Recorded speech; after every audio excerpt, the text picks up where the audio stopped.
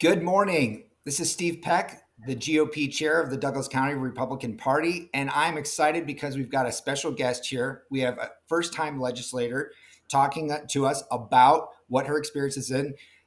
Representative Brandi Bradley of House District 39. Welcome to our new channel.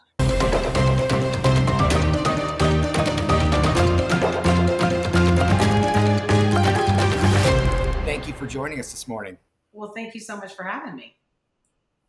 Yeah, so one of the things that we're trying to do with this channel is just to have a normal conversation with people that are representing our county, either in the county commissioner's office, in the school board, in the library board, water board, or in your case, at the state legislature.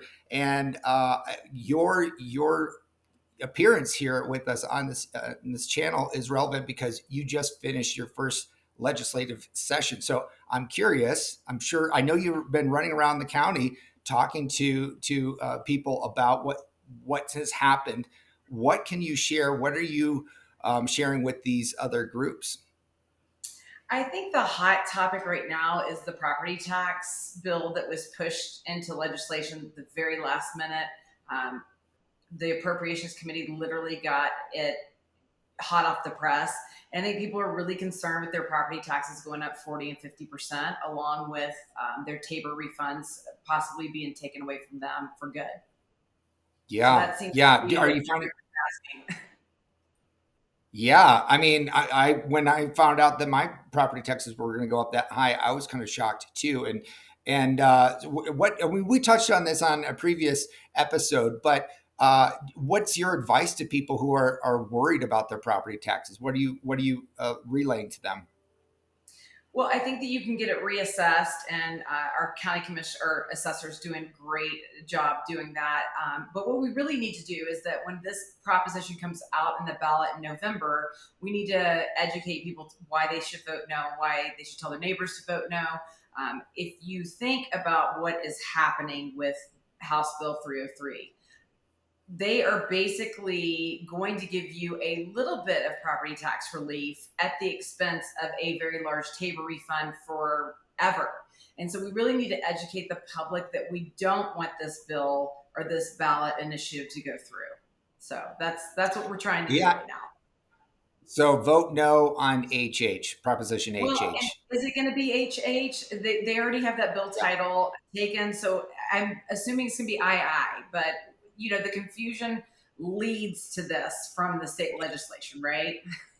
Yeah, I did. So I heard the same thing. Apparently, there's another group that's out there that has already claimed the title of HH for their proposition. And then the state legislature, in their haste to get this thing through before a session ended, also put their ballot initiative as HH. So talk about the left hand not talking to the right hand. I'm concerned that, okay, if they don't know something basic like this, what else don't they know that's going into this bill? Well, probably a lot. The interesting thing is when the bill sponsor side texted me and said that he had pre-filed this bill. So the governor knew about this bill. Well, it's the governor's bill. Let's just be honest. In January, and for them to push it through with hours left in legislation is underhanded, it's manipulative, and he's treating the people of Colorado like they're ignorant. So. Yep, they are. I think he's hoping that there's enough twists and turns to this whole story that people get lost in the confusion.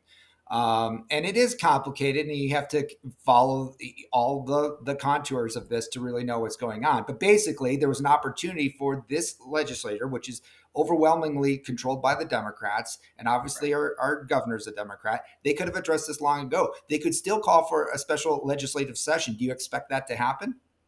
Oh, no.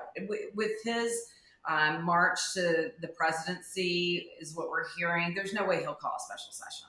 No way. Yeah. We asked him to call a special session. Many people went up to the well to speak and said, we need a special session. There's a way to resolve and give property tax relief without the expense of TABOR refunds. And, they did this with Gallagher, right? They confused the public. They made them think it was going to be one thing. It's not. And now we're seeing these huge property tax increases because they confuse the public. So our job has got to be to educate the public that this is not okay. Yeah, and that's part of what we're trying to achieve here with this channel, because you can't expect the local media, whether it's the Denver media or the Douglas County media, to tell the truth or to get into the details the way that we're doing here. So, yeah, Senate Bill 303 basically is a one-time small tax break in exchange for a forever confiscation of your TABOR refund. Is that right? That's correct. And so to put it in perspective for the viewers, if you have a $500,000 home, your property tax relief is going to be around, I think we calculated around $200 because they have a formula online to calculate. Your TABOR refund is supposed to be $650. House bill, and I had said it was a House bill. You're right, it was Senate Bill 303. House Bill 1311 accompanies this bill by only giving a universal TABOR refund, which means you pay $1,000 in taxes, I pay $10,000 in taxes, and we both get $650 back. So it just keeps, we're peeling the onion, right? We're just peeling the Yep. onion on what they're doing to the public.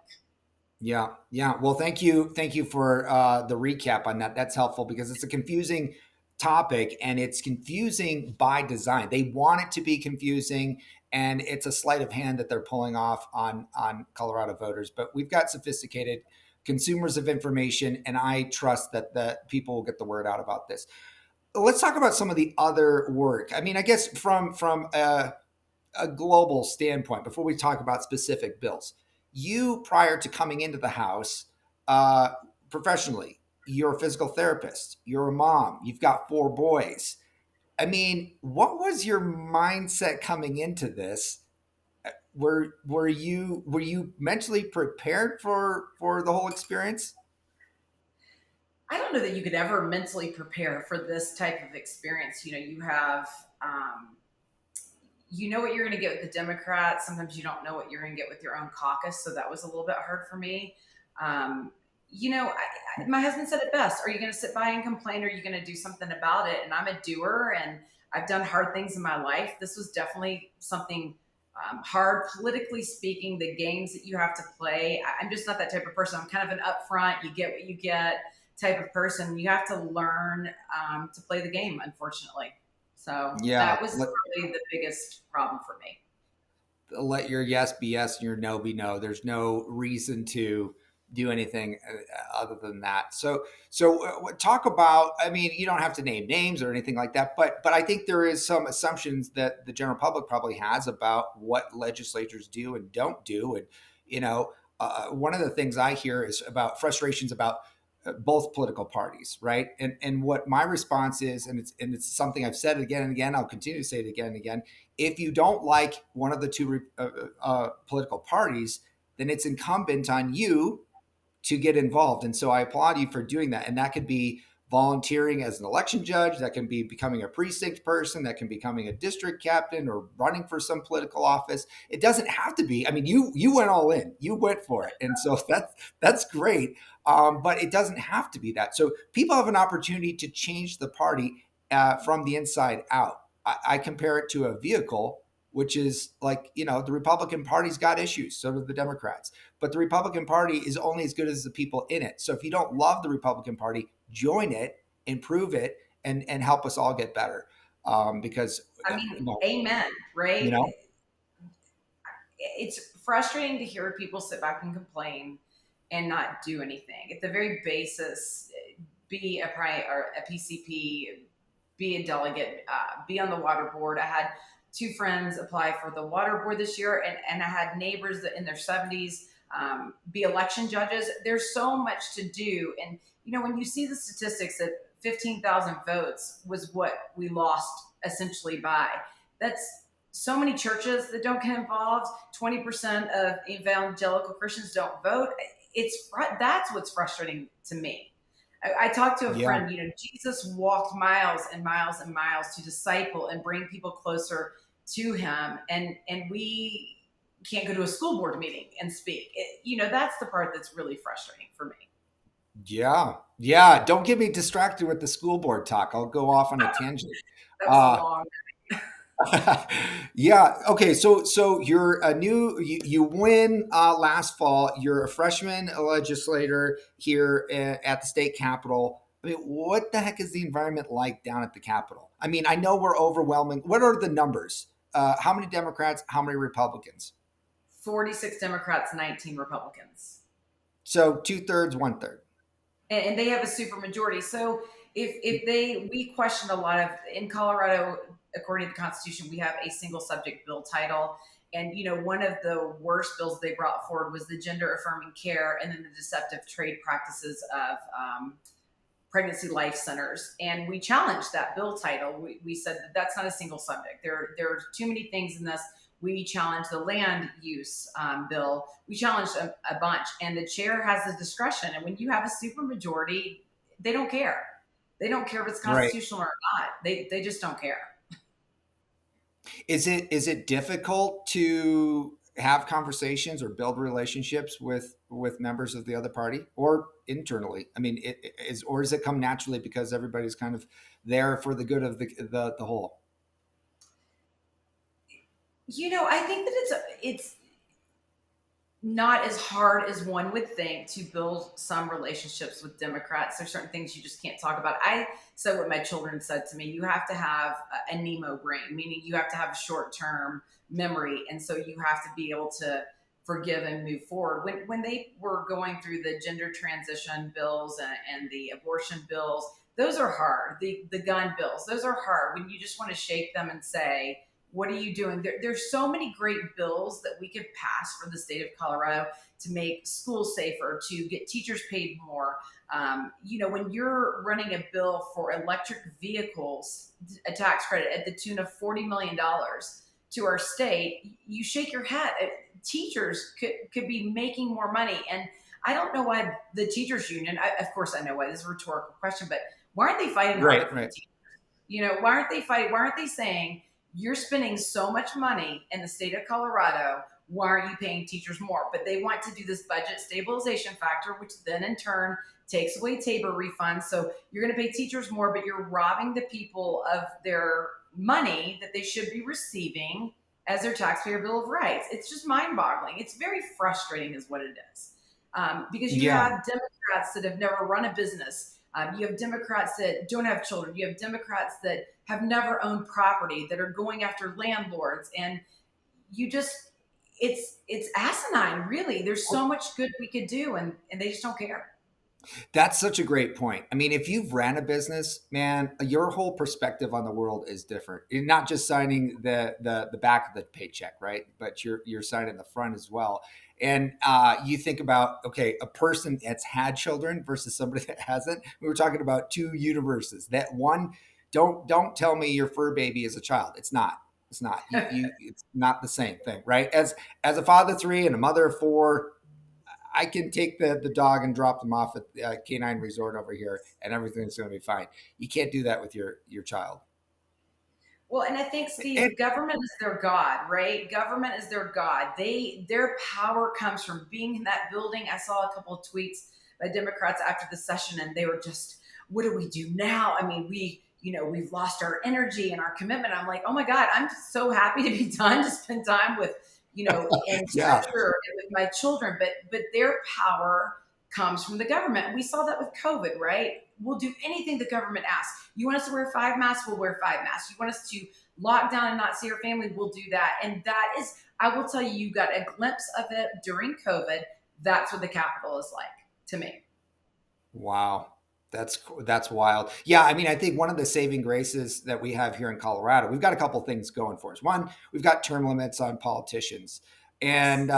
And I mean, I guess technically you're a politician now, but you're not really. I mean, I feel like you've got the title, but you're not a convert, right? You're Elected behind enemy servant lines on that. is what I What's like to that? say. Elected servant is what I like to say. I Yeah, don't like to say yeah. politician. Well, yeah. So we have term limits, and the state legislature isn't in session year round. Some states they're in session just creating havoc for the people that they're supposed to be serving around the clock. So that's another constraint. And we have TABOR. So there are things that's like, okay, we're not completely off the tracks here. I mean, here's a bill for you. Maybe next session you run a bill that shortens the legislative session to, I don't know, 2 months rather than, what is it, four? Representative Luck ran that bill. She ran a bill suggesting that we have a very specific number of bills. Why are we passing 600 bills? Why are we? Because these people don't understand what limited government means. They feel like they should create laws for everything, and it. You just laugh. You shake your head. 600 bills? I mean, honestly, what on earth? I mean, life's pretty good here. I do not need my life micromanaged. I'm a functioning adult. I'm able to take care of myself. God bless you, but I don't need all of the politicians telling me how to live my life. I don't either. I know, I know, I know. I hear you. That's not directed at you. I'm just saying in general. I know. Well, let's get in. Let can I ask you about a couple of these? And I know there's a lot of bills, so I don't. I'm sure you're kind of like, well, what were some of the details there? This isn't supposed to be gotcha. Um, uh, on Senate Bill 23, and I know you're in the House, but this is a Senate Bill 23-213. This was the local control a bill, and I don't think it ultimately passed. This was something also that was of interest by Governor Polis. And based off from things I've heard from Commissioner Thomas, this would really hamstring local officials from having the sort of control that we have today. That they would centralize that control. Do I have that right? You have that absolutely right, and that's what we were seeing. The Democrats have like subjects that they go after. This year it was going after the landlords, and then we see them with the property tax bill 303, and especially with 213. What's interesting about 213 is when it went to the Senate, they offered 69 pages of amendments. The Senate stripped it down. As soon as it came back to the House, they added everything back that the Senate had stripped down. It almost pretty much made the bill worse. So we were really wondering what was going to happen with this bill, because we talked from the municipal league, CCI, all of the commissioners were speaking out. The mayors, Lone Tree, Castle Pines reached out to me. We were literally at the well begging. But what we see here is that the demise of the nuclear family is what the Democrats want, and they also want the counties to be gone, especially conservative counties like Douglas County. They want state control over these counties. And And what do you think that they would do if they had this control? I think that they want to build high-rise apartments. I think that they want to build these little areas where you have to depend on the government for your housing and your transportation. And we're seeing it in Denver, we're seeing it in Boulder, and they want to bring it to the counties that we live in. That's what Yeah. they want. I would agree with you. It does seem like, hey, you got to take public transportation. Who the hell wants to take public transportation? I mean, one, it's not safe. It's not. I mean, have you seen some of that footage from the light rail, which is slow and a We don't. joke? I do not go on the light rail. I wouldn't go on the light rail because of that. Whoa, you're telling me you work downtown and you don't take the light rail? I walked the very end of session. We walked. We were gonna just go grab something, and I walked over. And if you have not been downtown, because I know Douglas County does not like to get out of their bubble, feces, throw up, bums everywhere, trash like I've never seen. Because I usually just go in the Capitol and leave the Capitol. Yeah. It is everything boarded up. Restaurants that have been there for forever. It is eye opening, and people should see it. And I think people would Oh. be more frustrated and ready to fight if they could experience that. Oh, I really. I know. I've been. So the last time I was downtown, where were we at?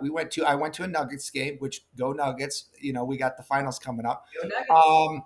Before I went to the Nuggets game, there was another event that I was at. It was a concert, but to go just downtown for dinner, I went there like, I don't know, 18 months ago. It was a it was a hellscape is the best way I could describe it. I mean, it was like a shadow of its former self. Where, well, like you said, there's trash everywhere. It felt like who's in charge here? What there was? I remember this. This was the this memory was just disgusting. I parked the car and I'm supposed to be going out to dinner, and I don't dress up a ton, but I was a little bit dressed up. And I'm going down oh, what the heck? It's a staircase, internal staircase, and the smell of urine was overwhelming. Like, that is not getting me excited to go downtown. Okay, I don't feel more of an appetite after going through a public bathroom, which is supposed to be a stairwell, but this is where we're at. Do Democrats support this? Do they like that smell? I mean, what is the how do they support this? I think that they think that they're helping. I think that a lot of the Democrat socialists, the extremists, they said that they won't be happy until we have no homelessness and that we have no jails. And I wonder what bills they're passing that support that, because safe injection sites, That is was that on going my to help? list. That was on my list. Safe injection Uh, sites. Okay, wow. what the heck is a safe injection site? What the heck is a safe injection site? And you know what's really frustrating with that one, Steve, is that they were saying, well, we don't want baristas seeing these drug overdoses and going into the library. So when they were introducing the bill, we debated with them. We brought statistical evidence from other countries. There's a reason there's not safe injection sites in the United States, except for I think one in Philadelphia and one in New York. So we offered amendments. Okay, then they have to be 2,000 feet away from a playground. They have to be 2,000 feet away from a school, a hospital, and I think the other one was a senior living facility. And they said no to every single amendment. So if they truly wanted to keep kids and the community safer so that there's not a bunch of druggies overdosing. Oh, sorry, they don't like druggies either. They told us the words we could use. We couldn't use junkies or druggies. And so, of course, we went up there and said those same words. Um, they wanted the community to be safer, but they wouldn't accept amendments to keep the community safer. So that's what we're dealing with. Children. Well, yeah, yeah. So I guess I'm really struggling hard here. I mean, I don't know a universe in which offering people a easier way to destroy themselves, that's not compassionate in my mind. Allowing them to live in their own feces and filth and all the disease that's out in the street by living in tents and shooting up wherever you want, whenever you want, with really just like the most toxic drugs that are available. How is that compassionate? There's nothing compassionate about that. And that's what we argued. I have people in my family that have been addicted, and that's not helping anyone. There was a bill passed by a Democrat saying that in sober living facilities, you would be discharged immediately if you brought in drugs or alcohol. And the Democrats, their own party, lost their mind. We can't kick these people out. This is not fair to kick these people out. And so I went up and said, so you're okay with jeopardizing the sobriety of someone in a clean and sober living facility, and they want to save one. It's not fair for them to be kicked out onto the streets. I can't tell you. It's like a It's circus. it's the I feel like, upside down is what it is. yes, So you're saying yes. there's only two cities in the whole country that have safe needle injection sites? I believe, and I think the one in Philadelphia is like underground. I don't think that because federally they haven't agreed to these safe injection sites. So the attorney that came and spoke for safe injection sites, because I quoted the federal law, and he said, "Well, it's kind of like when you're driving in a speed limit, you're driving 60 and a 55. They kind of look the other way." And I thought, this is your argument. This is the argument for safe Well, injection sites. so that would include. I'm just thinking to myself. You think about all the cities like the Bay Area, obviously San Francisco, Los Angeles. Skid Row has just been a mess for years. It looks literally like a cross between a like the worst disorganized flea market and a tornado destruction site is what it looks like. And they want that on 16th Street Mall. Like that's going to bring in businesses. That's going to bring in people to have date nights. Or, I mean, I've had family come in from out of town. What should we go see? I tell them nothing downtown, nothing downtown. Just like get out to the mountains as quickly as you can. Well, and then let's talk about Title 42, right? On the federal level, you're bringing in all these immigrants and you're hosting, and we don't even know what we're bringing into our state. Yeah. Well, No we words. just sorry, I didn't mean to cut you off. Deb Flora, who ran for U.S. Senate, was I just had a conversation with her in another episode here, and she's doing a 1 hour special on what she saw at the border, which is absolutely just atrocious, and why we allow a porous border and an absolute free for all when we should know who's coming into our house and have an orderly process to welcome legal immigrants makes a great deal of sense. Having a free for all lawlessness, hellscape does not. It does not. I And agree. I'll say, go ahead. My husband has 5 workers from Mexico that came to this country legally. They said it was one of the best days of their life. It was one of the greatest accomplishments to be an American. And you're taking that away from people. You're taking their ability to respect and love our country. Yeah, yeah. Well, hey, I know we're kind of bouncing all over the map here, but just to circle back, and because I'm not a professional broadcaster, you're going to have to live with that, right? Um, the local control bill that we touched on, the 213, that failed, right? Okay, and Thank then the safe needle injection site for junkies, that also you. failed. Okay, Correct. so that's good news, right? In the Senate, Um, not in the House, because the Senate has more sense than the House does. okay, okay. So I mean, what do you say to those people that say, okay, you're having this long drawn out discussion with the state legislator, and then at the end of the day, both of those bills died. What are you wringing your hands about, Steve? What are you so upset about, Representative Bradley? Because you never know. I mean, those bills came. This the Senate bill obviously went to the Senate first, but the safe injection sites were on the House floor. So you have to fight it because you don't know what the Senate's going to do. And then if the Senate approves it, then you don't know what our wonderful governor is going to do. So Right. you have to fight. I mean, you have to go public and yell and scream and say this is not okay for our state. So Well, in the few minutes that we have remaining here, is there a memory from your first 4 months that really sticks out, like a specific day where maybe the public comment was larger than normal, or there was something unique about that day, some memory that you could share as we close this out?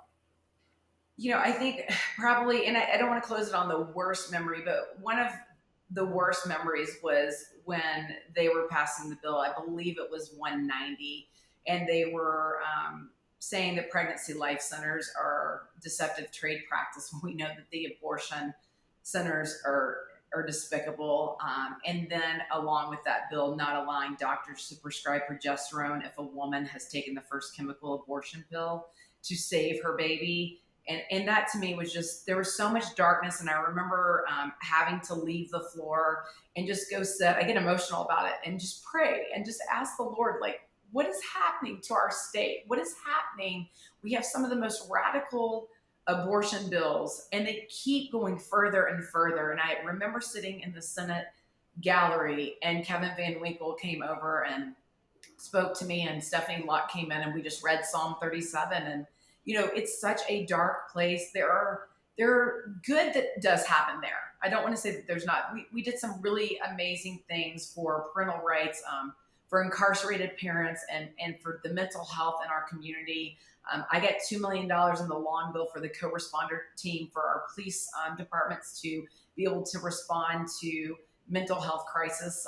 So there were some really upbeat and positive, and I did develop some relationships with the Democrats, and I look forward to trying to get some bipartisan bills that will make our community safer.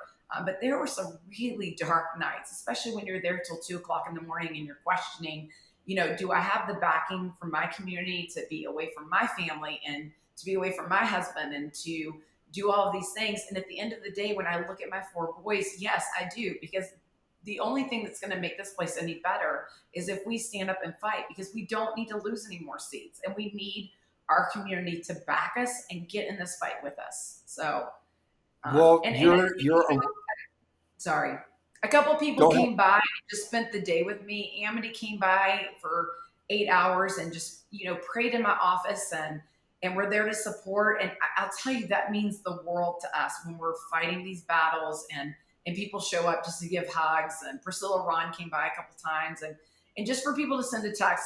You did it multiple times, we're praying for you. You're a warrior. Thank you for what you do. And that's what we need. That's definitely what we Yeah. need.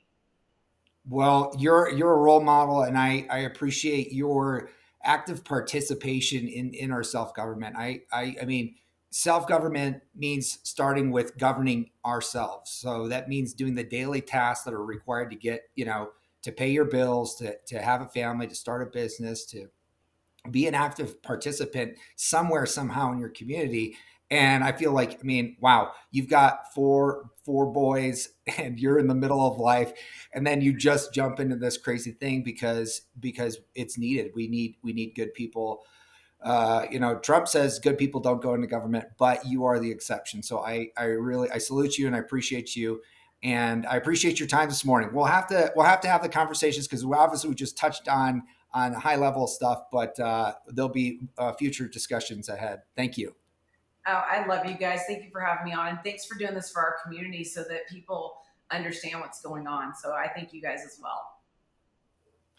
Well, thank you. If you enjoyed this podcast, I just ask for you to like, share, subscribe to this channel, and put a comment section. If you've got a question for the representative, please throw it in there. And if you're interested in becoming a part of the change that we need in our party and our community, please reach out to the Douglas County Republican Party. And thanks for watching.